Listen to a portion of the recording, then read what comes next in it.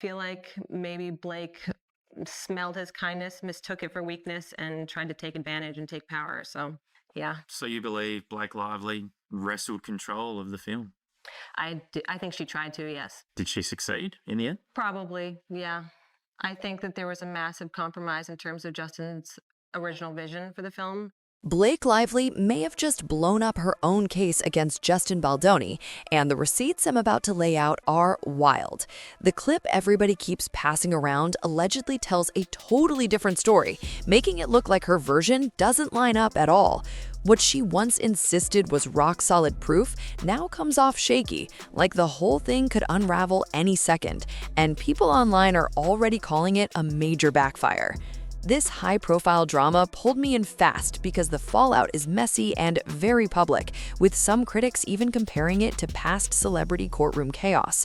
To them, it feels like watching a reputation spiral in real time, with every new detail adding more pressure and more noise to an already explosive situation. First of all, congrats on your little bump. Congrats on your little bump. What about my bump? You've got two nice ones. And they are kind of bumps, aren't they? No, not bumps. The lovely lady lumps. Check it out. Thank you. Thank you. Look, it's obvious why you clicked on this, because Blake Lively has been everywhere lately. Headlines, timelines, group chats, non-stop. She's taking legal action against Justin Baldoni. Ryan Reynolds is firmly in her corner, and she just brought in one of the most feared powerhouse attorneys in the country, the kind of lawyer people hire when they plan to win big. On the surface, it looks like a done deal, like the outcome is already locked in before the courtroom doors even open. Fans are cheering, critics are arguing, and the internet has basically turned this into a full-blown spectacle that nobody can stop watching. But here's the twist that has people raising their eyebrows. Big legal muscle and public support don't always guarantee victory, especially when new details start slipping out that don't match the original narrative. What most casual viewers don't realize is that this case isn't just about statements and screenshots anymore. Now, there's reportedly fresh evidence in the mix that could shift everything. We're talking about newly surfaced video that some observers claim contradicts key parts of Blake's account, and that's why the conversation online has gone from supportive to suspicious almost overnight. Comment sections are exploding, reaction videos are popping up by the minute, and suddenly people are asking whether the story they believed at first is actually the full picture. If that footage holds up under scrutiny, it could complicate things in a major way and turn what looked like a straightforward legal battle into something far messier and unpredictable. So buckle in, because once you see what people are pointing to, you'll understand why this situation just went from headline news to full-scale controversy in record time. One of the key allegations in her complaint against Justin Baldoni was as follows, from paragraph 48 of her complaint. She writes, on another occasion, Mr. Baldoni and Ms. Lively were filming a slow dance scene for a montage in which no sound was recorded. Mr. Baldoni chose to let the camera roll and have them perform the scene, but did not act in character as Ryle. Instead, he spoke to Ms. Lively out of character as himself. At one point, he leaned forward and slowly dragged his lips from her ear and down her neck as he said, "It smells so good." None of this was remotely in character or based on any dialogue in the script, and nothing needed to be said because, again, there was no sound. Mr. Baldoni was caressing Ms. Lively with his mouth in a way that had nothing to do with their roles. When Ms. Lively later objected to this behavior, Mr. Baldoni's response was, "I'm not even attracted to you." Okay, before we get into how Blake may have seriously damaged her own case, you need the backstory, because this didn't just appear out of nowhere. And don't worry, this won't drag on forever since most people already know the basics, but the details matter here more than ever. Rewind to 2023, when Blake Lively and Justin Baldoni were working together on the film It Ends With Us, a project that already had huge attention because of the best-selling book behind it. Expectations were sky high, fans were watching every move, and the pressure on set was intense from day one. Now, creative disagreements on movie sets are nothing new. Directors clash with actors push back on scenes, writers get rewritten, and somehow the film still gets made. That's just how Hollywood operates behind the scenes, even if the public rarely sees it. At first, reports suggested this was exactly that, a normal clash of opinions about tone, scenes, and direction. Nothing shocking, nothing scandalous, just professionals butting heads while trying to shape a major production under a tight spotlight. Plenty of hit movies survived way worse tension than that. But according to what started circulating later, things didn't stay in the normal disagreement zone for long. Instead of quietly resolving the issues or keeping them behind closed doors like studios usually prefer, the situation allegedly escalated into something far more serious and public. Rumors of tension turned into claims, claims turned into headlines, and suddenly what should have been behind-the-scenes drama became front-page news across entertainment sites. Fans who were excited about the movie found themselves tracking legal updates instead of trailer drops, which says a lot about how quickly the narrative shifted. What really shocked observers was how fast the story snowballed from a workplace dispute into a full-blown controversy involving legal action, public statements, and non-stop online debate.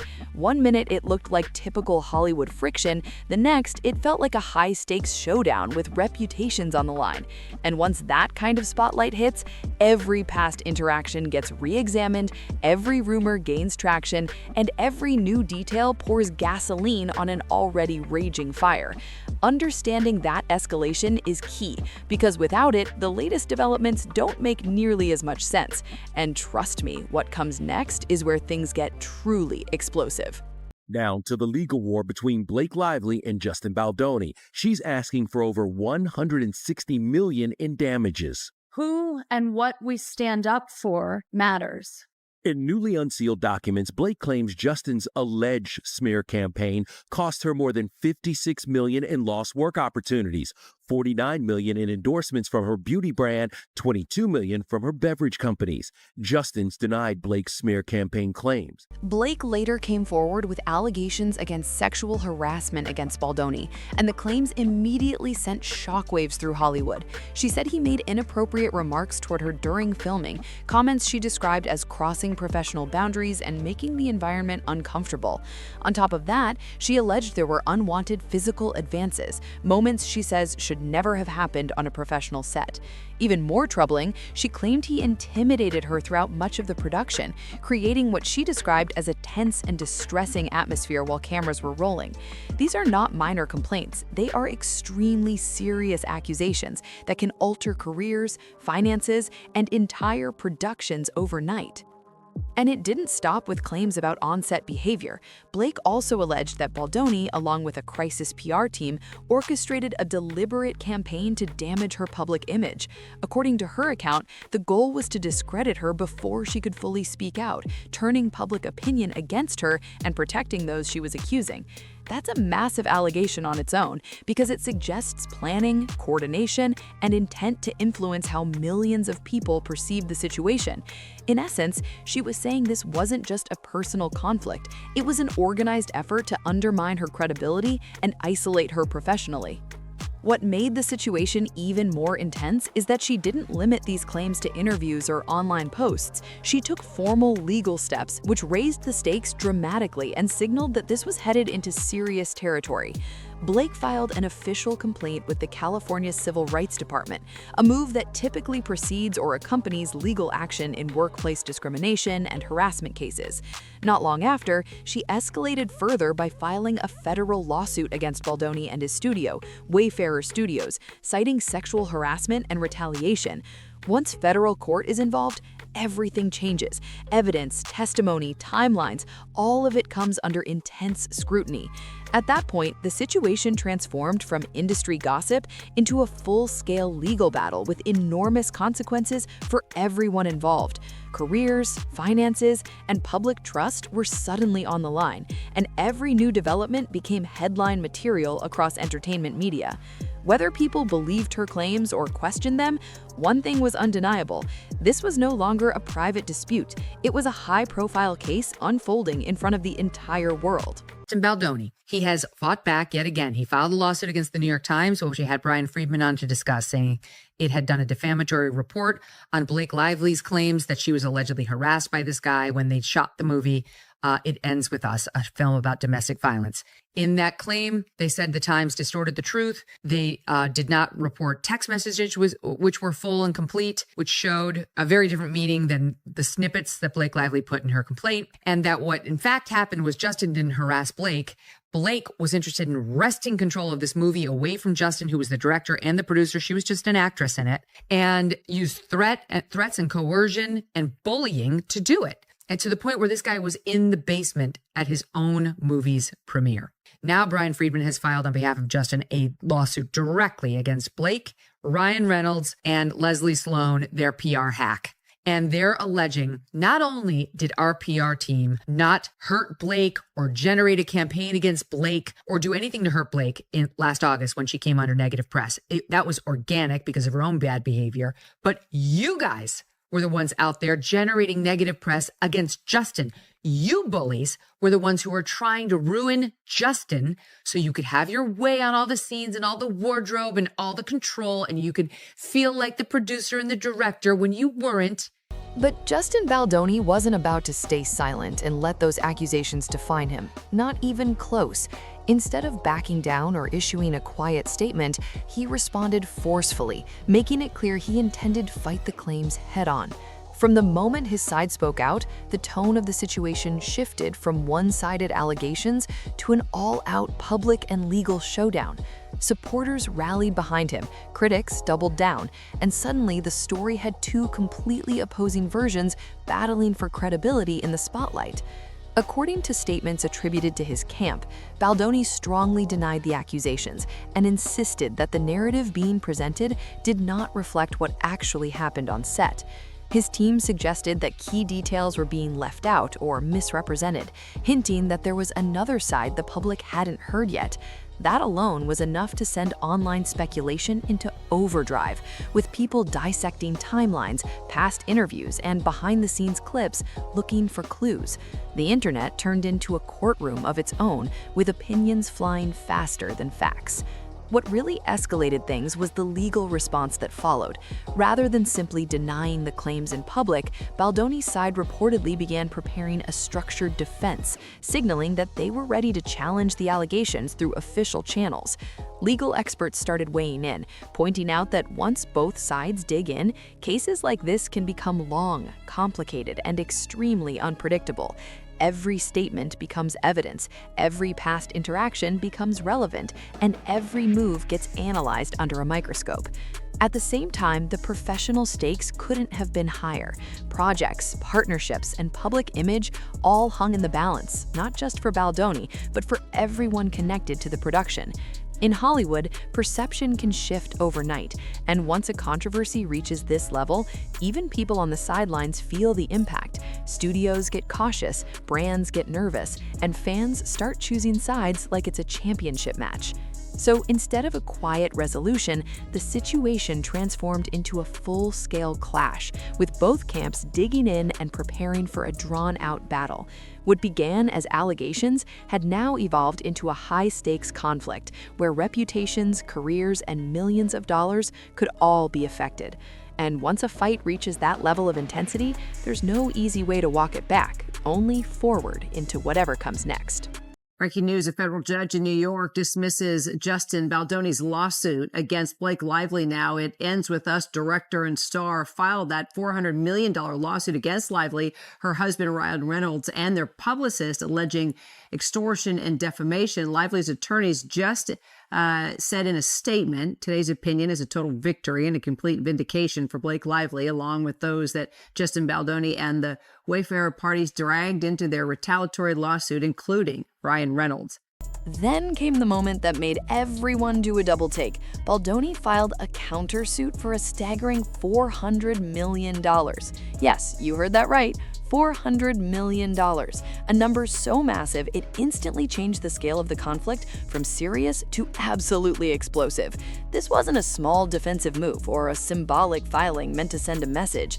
It was a full-force legal strike aimed directly at Blake Lively, Ryan Reynolds, and their publicist, accusing them of civil extortion and defamation. When figures that large appear in court documents, it signals that the gloves are completely off and both sides are preparing for a long, brutal fight. According to Baldoni's legal team, the countersuit painted a very different picture of what had been happening behind the scenes. They alleged that Blake and Ryan attempted to seize creative control of the film, sidelining him and reshaping the project to fit their own vision. Even more dramatically, the filing claimed that this effort wasn't just about artistic differences, but about pushing him out and damaging his professional standing in the process. If true, that would suggest a power struggle far bigger than the public originally realized, turning what looked like a workplace dispute into a battle over influence, ownership, and reputation. At that stage, though, many observers still believed Blake held the stronger position overall. She had already filed formal complaints through official channels, which gave her claims institutional weight. She also had visible public support from Ryan Reynolds, one of the most recognizable and influential actors in the world, whose presence alone can sway headlines and public sentiment. Add to that her own status, resources, and access to top-tier legal representation, and it seemed like she had every possible advantage lined up in her favor. From the outside, it looked like a classic David versus Goliath scenario, except both sides were giants. Money, fame, and connections all appeared to tilt the balance toward her, at least in the court of public opinion. Media coverage often framed the situation as one where Baldoni would struggle to overcome the combined star power and legal firepower opposing him. Social media debates reflected that perception too, with many assuming the outcome was almost inevitable before all the evidence had even surfaced. In high-profile cases, perception can shape momentum, and momentum can shape everything else. But then, in October 2025, something happened that reportedly shifted the conversation in a major way. New developments emerged that caught commentators, fans, and legal watchers off guard, injecting fresh uncertainty into a situation that had seemed predictable just weeks earlier. Suddenly, the narrative wasn't so clear-cut anymore, and people who thought they understood the trajectory realized the story might be far from over. Whatever surfaced during that period didn't just add another detail, it shook confidence in the assumptions many had been making from the start, setting the stage for an even more dramatic chapter in an already volatile saga. Then came another twist that had legal watchers scrambling to understand what it really meant. Judge Louis Lehman dismissed Baldoni's $400 million countersuit. On top of that, he also tossed out Baldoni's separate $250 million libel claim against the New York Times, at least on paper. Headlines lit up instantly. Social media exploded, and to many casual observers, it looked like a crushing defeat for Baldoni and a huge victory for Blake Lively. If you were only skimming the news, it seemed like the case had just swung dramatically in her favor overnight. But here's the part that many people missed, and it's absolutely critical to understanding the situation. The dismissal wasn't presented as a judgment that Blake's allegations were proven true, or that Baldoni's claims were proven false. Instead, it was rooted in legal procedure, specifically how countersuits interact with existing civil rights complaints. In cases involving formal civil rights filings, there are strict rules about what kinds of claims can move forward at the same time, and which ones must be handled separately. In other words, this wasn't necessarily about deciding who was right or wrong, but about whether that particular countersuit could legally proceed in that form at that moment. Legal analysts quickly pointed out that procedural dismissals can sound dramatic while actually leaving the core dispute unresolved. A case can be dismissed without prejudice, meaning it could potentially be refiled under different conditions, or dismissed for jurisdictional or technical reasons that don't touch the underlying allegations. That nuance rarely makes it into viral headlines, though, so the public often interprets any dismissal as a total victory for one side. In reality, the larger conflict was still very much alive and heading toward further legal battles. Blake's red carpet moment at a Tribeca festival dinner felt like a full-on victory lap. As a source today tells ET, she's feeling relieved, and husband Ryan is proud that she stood her ground. Despite that complexity, the optics were powerful. From the outside, it looked like Blake had just cleared a massive obstacle, and some commentators treated it as if the entire fight had been settled. Supporters celebrated, critics pushed back, and the online discourse turned into a frenzy of hot takes and victory laps. High-profile cases thrive on perception, and at that moment, the perception was that momentum had swung sharply in her direction. What happened next added even more fuel to the drama. Observers noted that Blake's public posture suggested confidence, as if the tide had fully turned and the hardest part was over. But legally speaking, the core claims and defenses were still moving through the system, meaning the outcome was far from decided. Court battles of this scale rarely end with a single ruling, and early procedural wins don't guarantee final success. If anything, they can intensify the fight by raising the stakes and hardening positions on both sides. And according to many watchers, that's exactly when the situation began to grow even more unpredictable. Because while one chapter appeared to close, the larger story was still unfolding, and the next developments had the potential to complicate everything all over again, keeping the spotlight firmly locked on a case that refused to fade quietly into the background. Not long after the courtroom headlines cooled down, Blake Lively stepped out at the Tribeca festival dinner, and all eyes immediately locked onto her.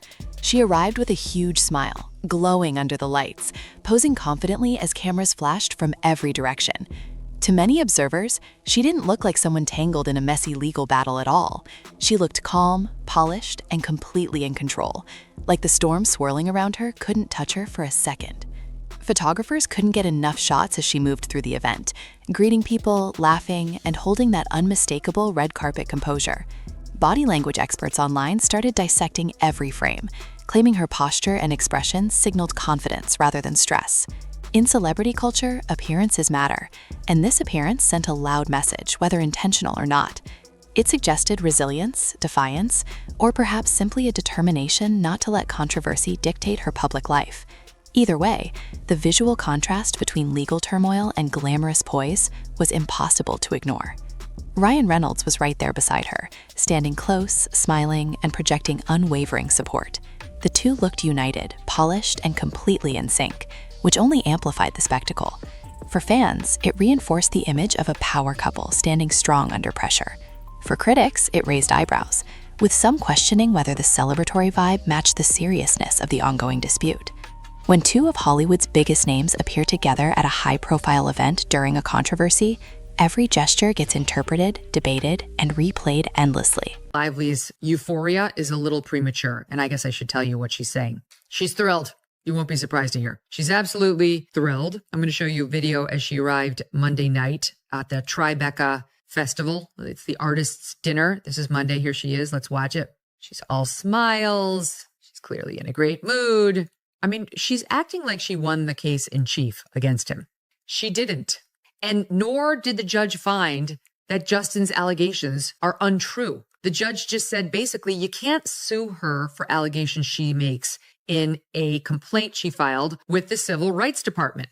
Can't sue her for defamation for that. It's covered by a privilege. He didn't say what she said was true. He didn't say Justin's likely to lose this case at trial, like the case against him. But she's acting like the judge did, and it's a lie. She comes out, this is per BuzzFeed, on her Instagram story.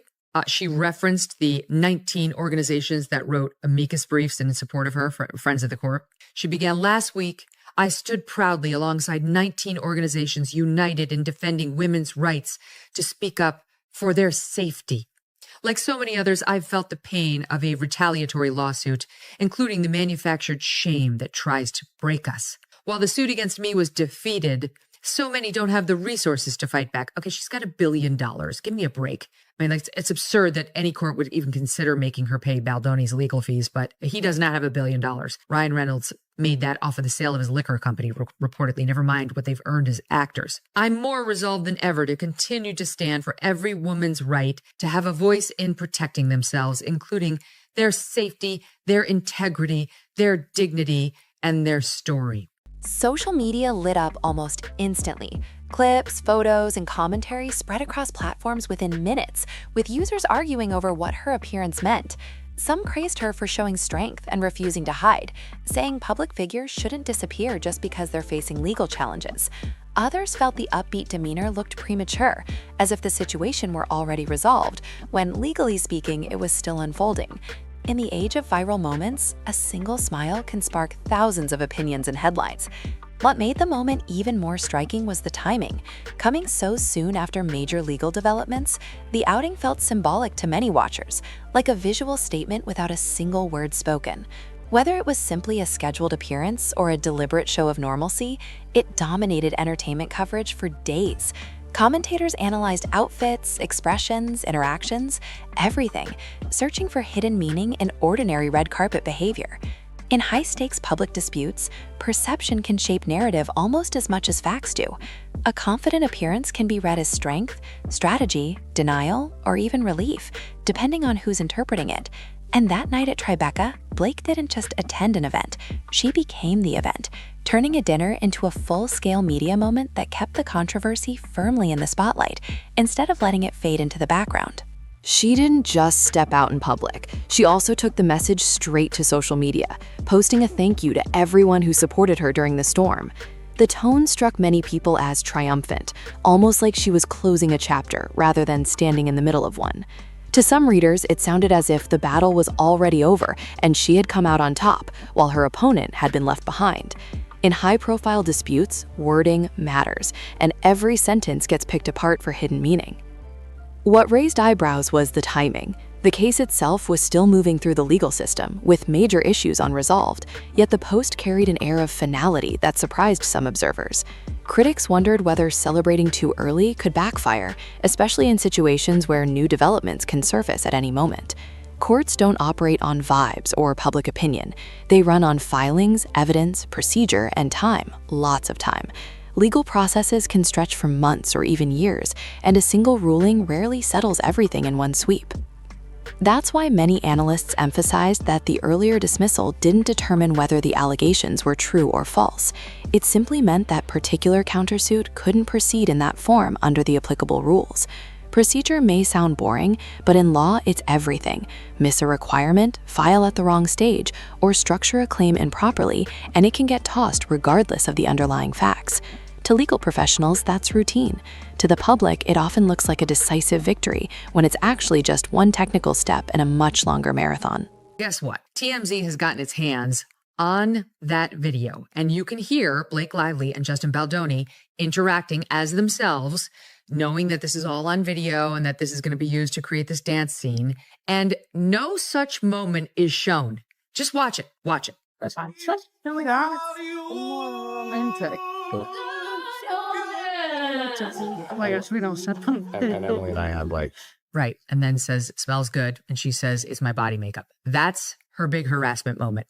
They are playfully acting for the camera, trying to make it look like two lovers, two people in a relationship are dancing with one another. Still, the celebratory tone created a powerful visual narrative, almost like a championship moment after a hard-fought game. Supporters cheered her confidence, while skeptics warned that acting as if the contest were finished could become risky if the story shifted later. Public perception is fragile, and when expectations are set sky high, any contradiction can land with extra force. In controversies fueled by headlines and hot takes, momentum can flip faster than anyone expects. And then things took another turn that reignited the entire conversation. Remember the earlier claims about uncomfortable behavior on set? Those allegations had been described as serious and deeply troubling, forming a central part of the dispute. Well, reports emerged that media outlet TMZ obtained footage connected to the incidents being discussed, instantly sparking a new wave of attention.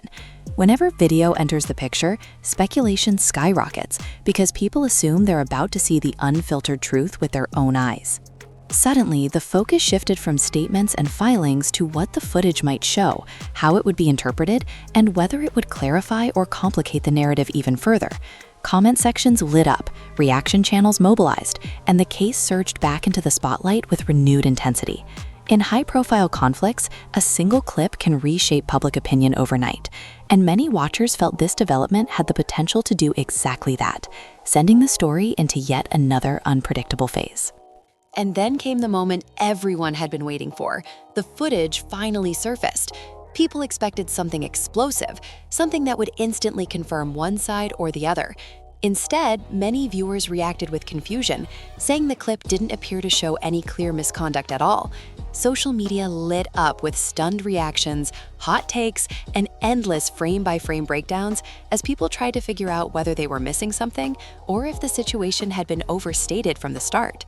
Some commentators insisted the video looked ordinary, describing it as routine on-set interaction without obvious red flags. Others argued that context matters and that short clips can fail to capture tone, prior events, or off-camera behavior. Still, the immediate public response leaned heavily towards skepticism, with many questioning how such a highly anticipated piece of evidence could feel so inconclusive. When expectations are sky high, anything less than undeniable proof can feel like a letdown, and that disappointment quickly turned into suspicion for some viewers. Online discussions escalated fast. People began asking whether the footage contradicted earlier descriptions, whether key moments were missing, or whether interpretation depended on perspective. In high-profile disputes, once doubt enters the conversation, it spreads quickly. Supporters defended Blake, saying harassment isn't always obvious on video, while critics claimed the clip undermined her credibility. The internet essentially split into rival camps overnight, each convinced the footage proved their side right. Absolutely no feelings about this guy, Justin Baldoni. In fact, to be perfectly honest, I reviewed some of his social media, and he seems kind of ridiculous with his toxic masculinity, lamentations, and so on. But that's fine. That's me.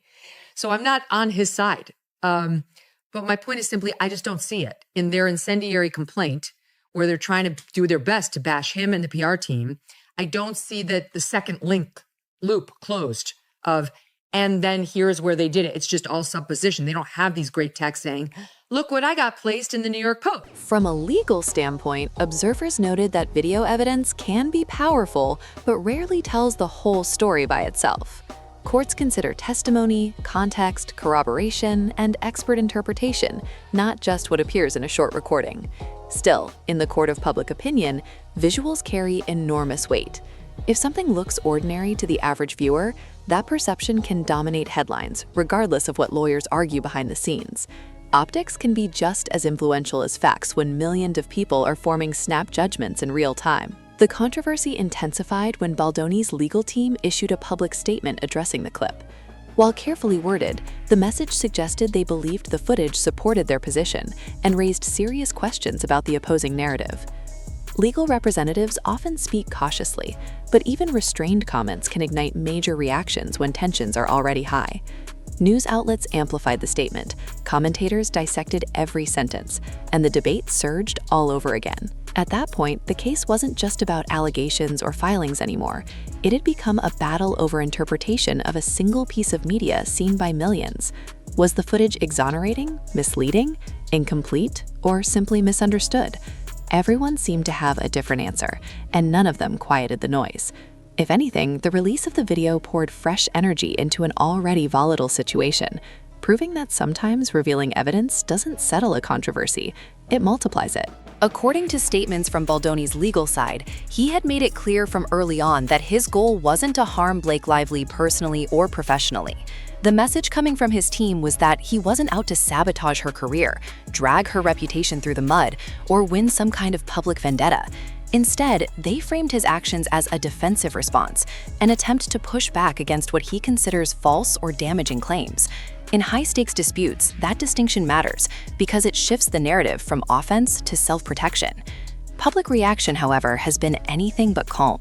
After the footage circulated, many online commentators began expressing doubt, saying the situation didn't look the way they had imagined earlier. Comment sections filled with people reassessing their opinions, some saying they felt misled, while others cautioned against jumping to conclusions based on limited material. Once public trust starts wobbling, it rarely stabilizes quickly, especially when new details keep surfacing and fueling debate from every angle. But observers say the controversy didn't plateau there, it intensified. Analysts and entertainment reporters pointed to additional claims within the case that carried even more emotional weight and scrutiny. When allegations involve deeply personal or sensitive subject matter, the public response often becomes stronger, more polarized, and far more volatile. That's exactly what appeared to happen as attention shifted to one particular scene connected to the film itself. Remember she said that they made her perform the birth scene with like a slit covering up her lady parts, and then he brought on his best friend to play the doctor and let him linger down there below where he could check her out from a gynecological perspective. And then that actor came forward to say, this is such a lie. That's not true. She had on biker shorts the entire time. And by the way, I'm not just his buddy. I've been in all sorts of like Shakespearean productions and other big productions, and I'm insulted at their description of me, just coming over as like an ogling buddy of Justin's, F off. Just yet another one of her obvious lies. One of the most serious points raised involved a sequence depicting a gynecological examination for Blake's character. According to reports about her complaint, this moment was described as especially distressing and central to her concerns about the filming experience.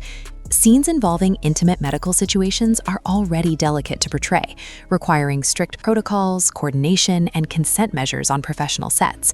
Because of that, any allegation tied to such a scene immediately attracts heightened scrutiny from both the industry and the public. What made this aspect stand out was how strongly it resonated in discussions about the case. Supporters emphasized that filming vulnerable scenes can be emotionally taxing even under ideal conditions, while skeptics questioned what exactly occurred behind the cameras and how it differed from standard production practices. Without full context, each side interpreted the claims through its own lens, which only deepened the divide in public opinion.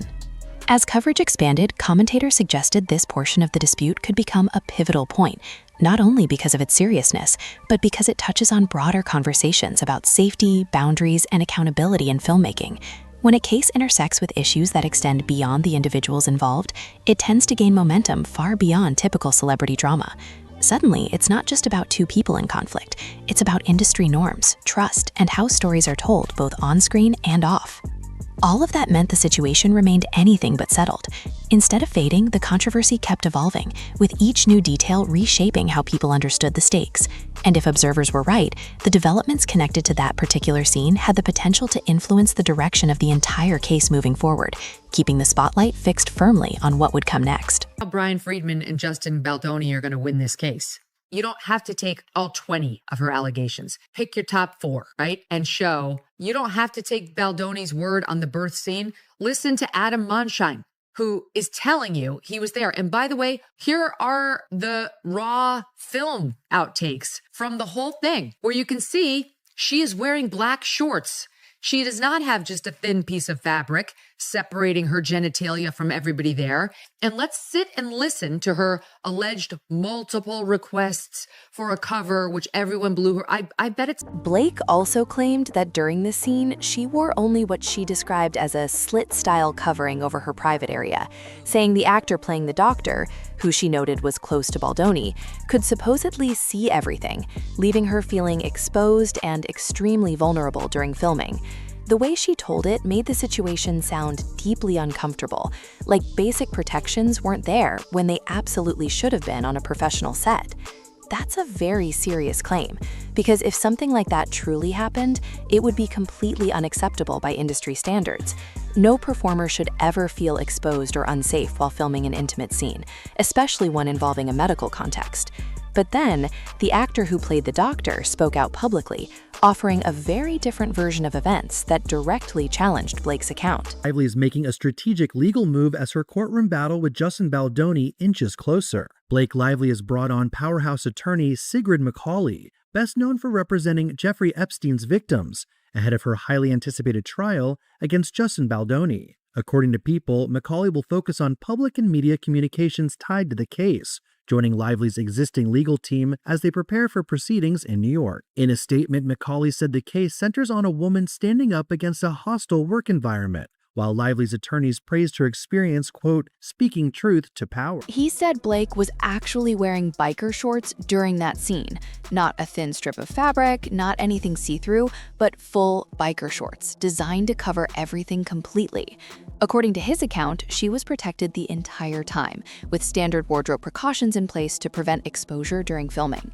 If that description is accurate, it paints a very different picture from the one that had been circulating online. Now, pause for a second, because this isn't some tiny forgettable detail. Clothing used in intimate scenes is usually documented and planned in advance, so confusion over something that specific immediately raises questions. Blake had described what she wore in very clear terms, saying she felt exposed, and now there's a first-hand participant saying the opposite. That kind of direct contradiction is exactly the sort of thing lawyers focus on when credibility becomes central to a case. Legal experts often point out that when one claim is disputed by witnesses or records, it can cause people to scrutinize other statements more closely. It doesn't automatically settle the issue, but it does shift attention toward evidence, consistency, and corroboration. Courts care deeply about whether accounts line up with physical proof, production logs, or testimony from others present at the time. When narratives clash, the burden typically falls on documentation to sort out what actually happened. Another factor people keep bringing up is that film sets are crowded environments. Crew members, assistants, camera operators, wardrobe staff, dozens of people can be present during a single scene. That means multiple perspectives exist, not just one, which is why disputes about on-set events can become complicated very quickly. With so many potential witnesses, any disagreement over details is likely to be examined from several angles before conclusions are drawn.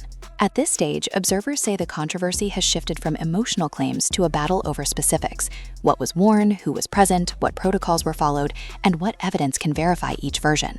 As questions multiply and positions hardened, the situation appears to be entering an even more contentious phase, where every new revelation could reshape how the entire dispute is understood. In January 2026, Blake brought in Sigrid McCawley, and that name definitely rings bells if you follow major legal cases.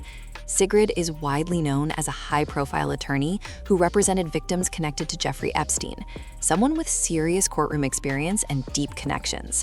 On paper, she's exactly the kind of heavyweight you'd expect in a high-stakes situation, the type of figure whose involvement alone can shift headlines and make opponents take notice.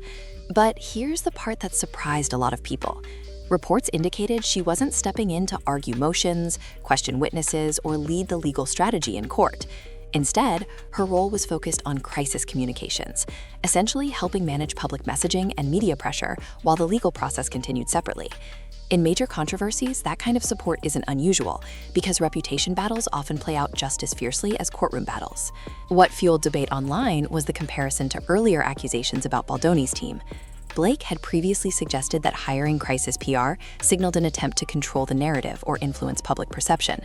So when news broke that she had retained similar expertise, critics quickly pointed out the apparent contradiction.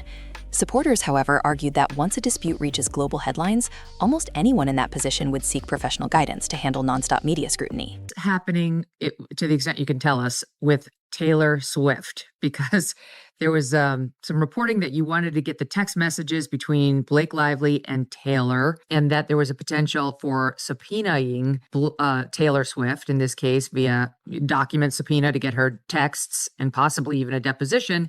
And then that her father allegedly came to you and said, I will tell you what's in the text. And the reason I'll tell you is because Blake Lively's threatening my daughter, Taylor Swift, that if she doesn't speak out on Blake Lively's behalf, that Blake Lively's going to retaliate in some way. So tell us what you can.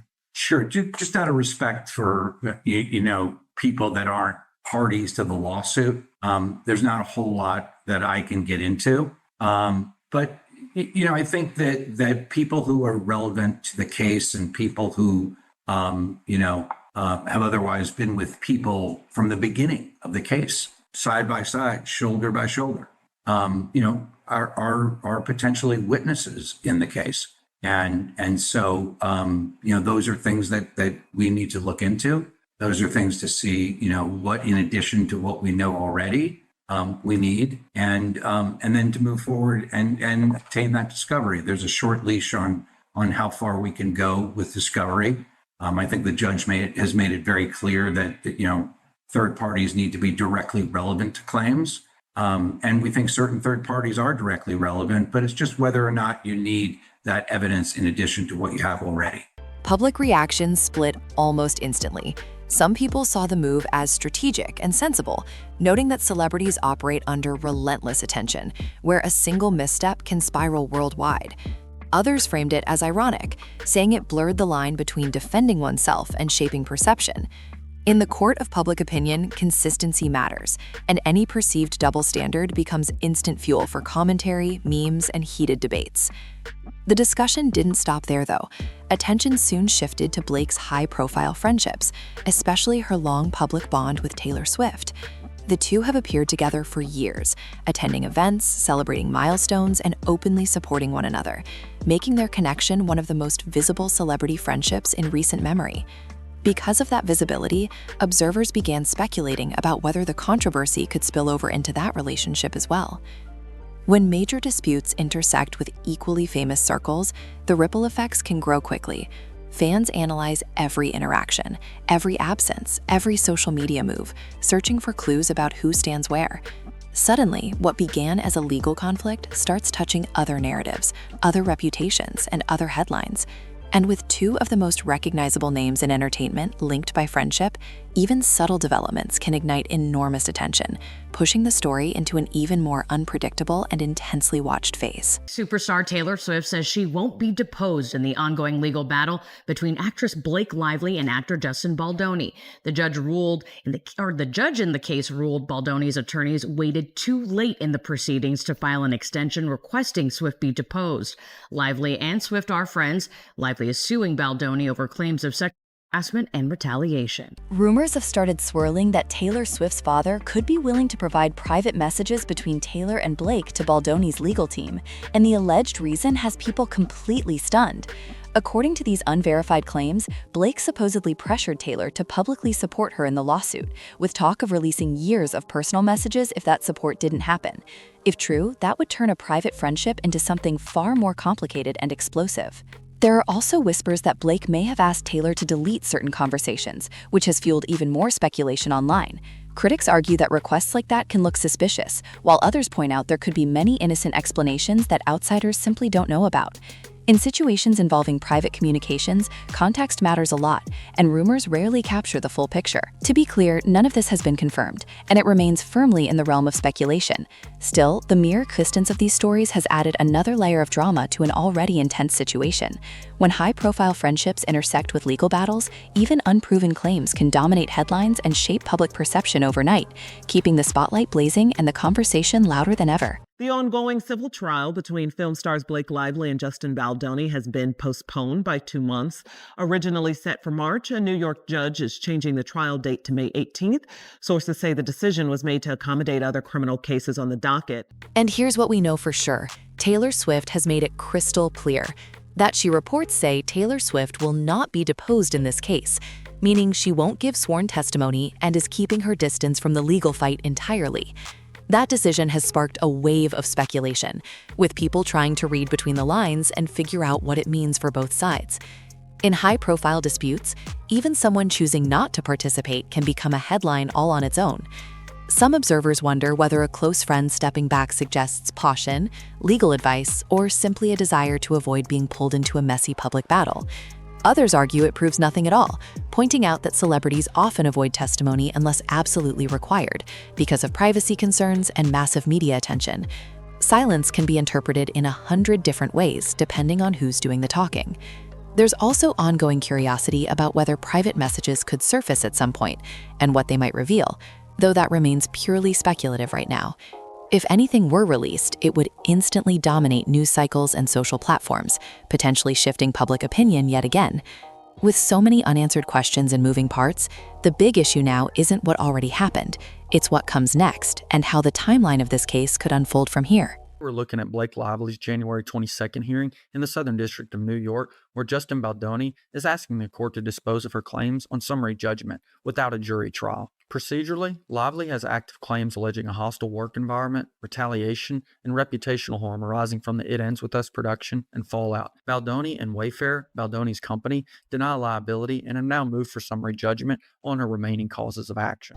The full civil trial over Blake's sexual harassment and retaliation claims is currently scheduled for May 18, 2026, when the case is expected to go before a jury in the Southern District of New York. That's the moment everything would shift from filings and statements to live testimony, cross-examinations, and actual evidence presented in open court. Originally, the trial was set for March, but the date was pushed back due to scheduling conflicts and the court's crowded calendar, which is pretty common in major federal cases. But here's the twist that has legal watchers on edge. There's a real chance the trial might not happen at all. High-profile civil cases often settle, get delayed again, or change direction entirely before a jury is ever seated, meaning the final outcome could arrive in a completely unexpected way. Because on January 22, 2026, a major hearing is scheduled on Baldoni's motion for summary judgment, and this is a huge deal in legal terms. A summary judgment motion asks the judge to decide the case without a trial, arguing that even if the facts are viewed in the light most favorable to the other side, the law still doesn't support their claims. If granted, the judge could dismiss all or part of the lawsuit before a jury ever hears a single witness. No dramatic courtroom showdown, no lengthy testimony, just a ruling that ends that portion of the case on the spot. For Baldoni's team, success would depend on convincing the court that the claims lack sufficient legal or factual support to proceed.